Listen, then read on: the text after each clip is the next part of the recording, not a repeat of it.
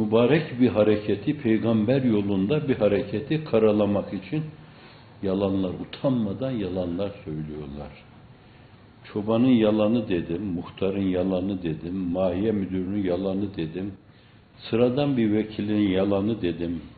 Fakat belli bir konumda olan bir insan böyle bir şey söylemesi, demek ki haysiyet, şeref, namus denen şeyleri hepsini mecliste çok kullandıkları o torba var ya, o torbanın içine koymuş, hepsini hapsetmişler.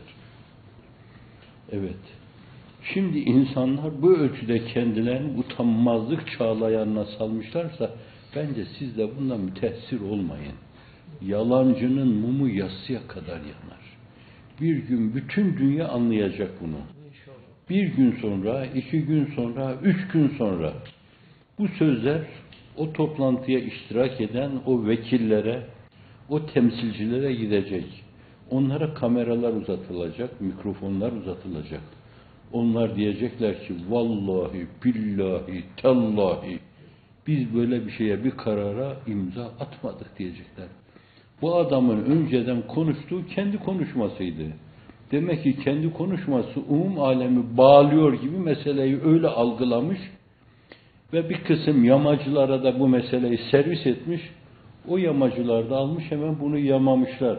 Kendisi de biraz rahatlamış. Ama mahşeri vicdan bu mevzuda fevkalade rahatsız.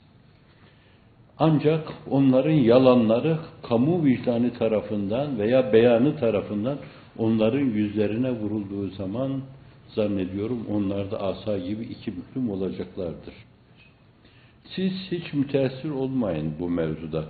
Kimse inanmıyor artık onlara. Kimse sizin terör olduğunuza inanmıyor. Bu nasıl terördür ki hapishaneye eziyet ederek koydukları insanlar orada, gardiyanlar diyorlar ki biz böyle namuslu, iffetli, ismetli insan görmedik. Adamlar ibadetü taattan başka bir şey bilmiyorlar. Bu nasıl terör örgütüdür ki alın teriyle kazandıkları mallarına, mülklerine, müesseselerine, gazete binalarına, televizyon binalarına el konulduğu zaman, binlerce insan aç susuz bırakıldığı, sokağa atıldığı zaman, bunlardan hiçbirisi değil bir yumruk sallamak, dilinin ucuyla bile uygunsuz bir kelime söylemedi bunlara. Bu nasıl terör örgütüdür?